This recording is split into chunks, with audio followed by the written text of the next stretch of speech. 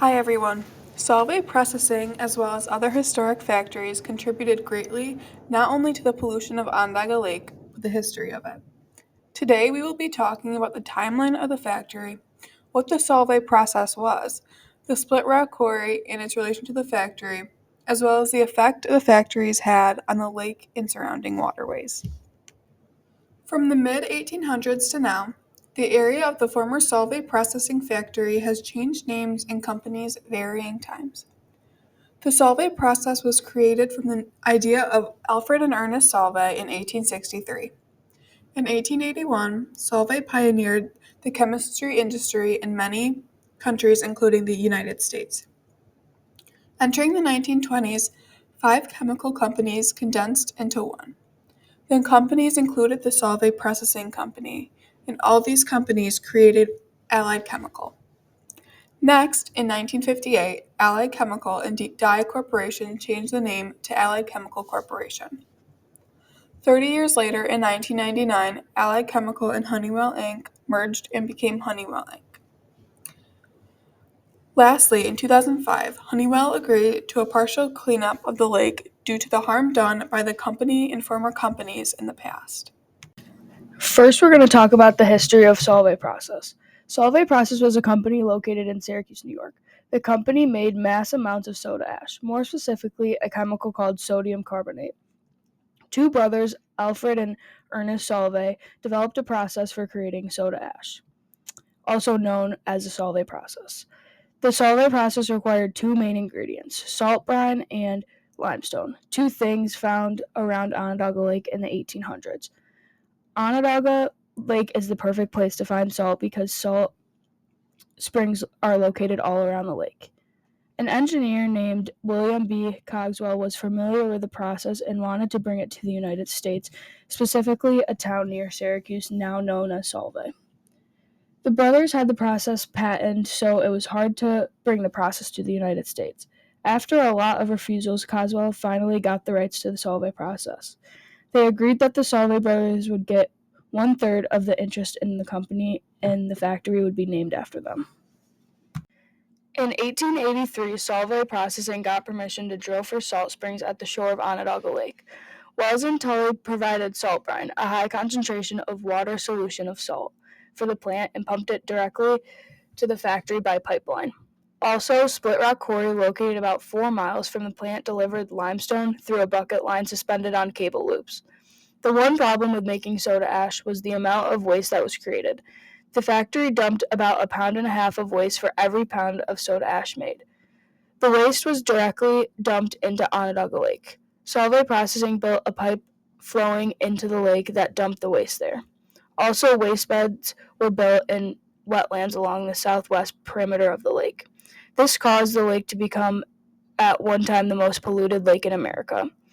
In 1920, Solvay Processing was bought by Allied Chemical and Dye Corporation. Then Allied Chemicals merged with Honeywell in 1999. The Split Rock Quarry is a limestone quarry established in 1834 by Gilbert Coons. Back in the day, this quarry derived limestone and delivered it to Solvay Process by a bucket line that stretched about 2 miles long. There were 2 cables that stretched to the quarry, one directly to the crusher and one connected to the main office at Split Rock. Both conveyors delivered the stones to Solvay Processing. The crusher brings larger stones while the office delivers stones broken by hand into Solvay. The crusher found at the entrance of the gorge has a capacity of crushing 250 tons an hour. After the stone is crushed, it passes through a 24-foot cylinder which revolves slowly at an angle with a temperature of 15 degrees. The stone passes down a series of graduated holes by which it is sorted.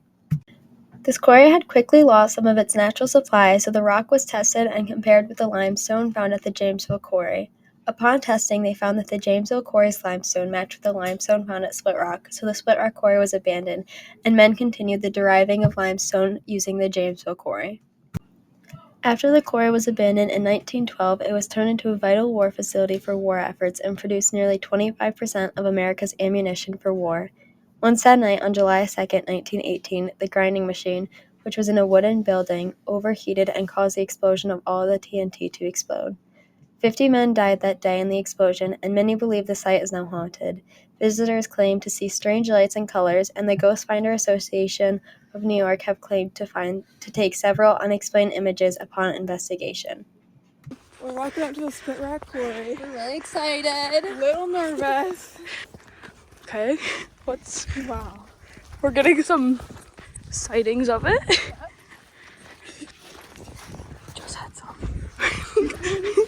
Just had some visitors. We told them some history. Emma told them some history about it. Yeah, this is the last one, and they're really interested in it. I'm really scared. So we're here. This is crazy. This is pretty cool. It's Bigger than I thought. Ooh. I'm getting a bad vibe. Okay, so 2000. How'd they get up there?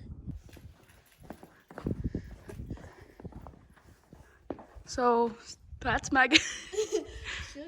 This is a scale view. It's huge. Anyway. We're not going in there. We're not doing it. We cannot. Yeah.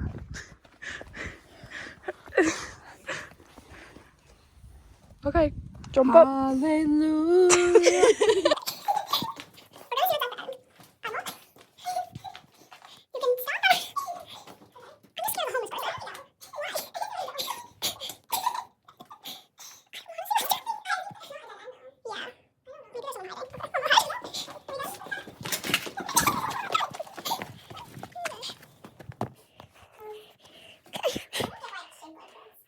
Yeah, neither do I.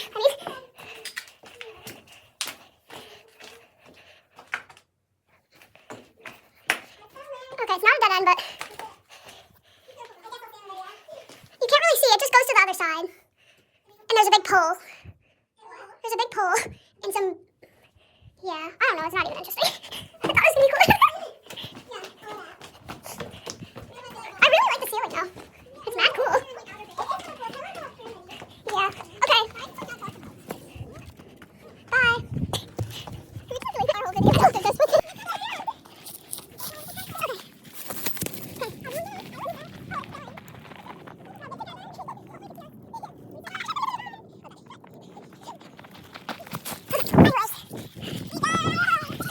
Now it's time for the most mystery of it all if Megan got a ticket. So no parking?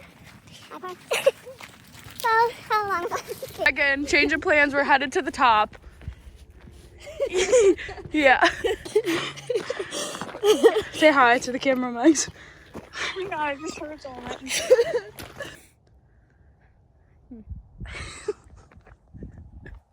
Okay, we're walking back now. It's not even that good at the top. But yeah. Emma's phone died. Emma's phone died and I think it's. You know why my phone stopped working? Because it was at. What did you say? It was at 50? It was at 15 and we called like 2 minutes and it was at 5. And it was at like 50 when you came, right?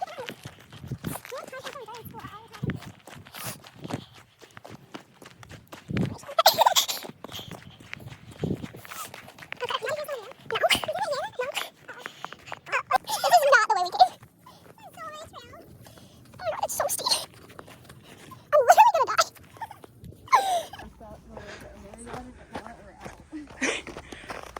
Okay, we are down the hill. Yes, Okay, we're in the car, and so it was a little scary, yes.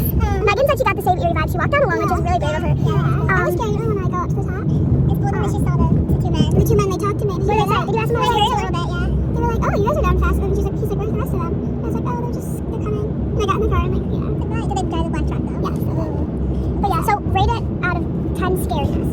I would say like 6. I didn't think it was too bad. I was gonna say different. Yeah, I was gonna say 3 or 4. It's not being the scariest? Yeah. Like, it's not that scary. It's not that scary, it's just an eerie vibe. Yeah. Like I was getting eerie vibes when we walked out. And like again, like it's during the day. Like so we did this at night. I would be terrified. Yeah.